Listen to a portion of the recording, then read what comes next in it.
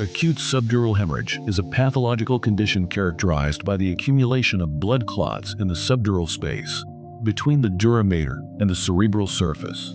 Before preparing the surgical field, the surgeon marks the incision line and important anatomical landmarks, taking into account the location and volume of the hemorrhage. To reduce the risk of contamination, the surgical field is then treated with an antiseptic solution. The surgeon makes a stepwise skin incision, followed by hemostasis using hemostatic skin clips, which helps prevent excessive blood loss.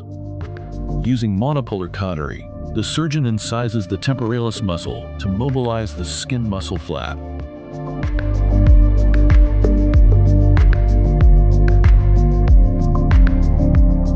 The skin muscle flap is then elevated from the cranial bones.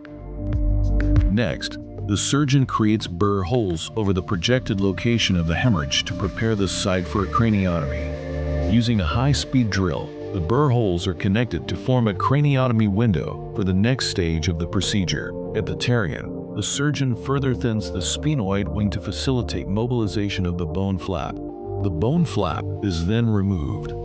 Small holes are drilled to allow suturing of the dura mater to the bone, ensuring epidural hemostasis.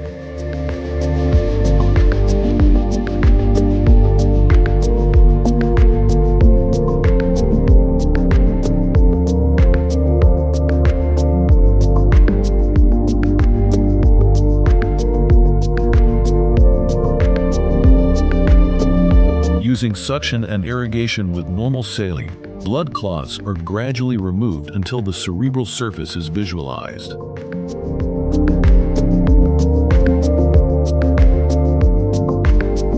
After evacuation, bleeding from a cortical vessel is identified and controlled using bipolar coagulation. Once hemostasis is achieved, the wound is closed in layers. The dura mater is closed with a continuous watertight suture. The bone flap is returned to its original position and secured with cranial fixation devices. Finally, the temporalis muscle, subcutaneous tissue, and skin are closed in layers.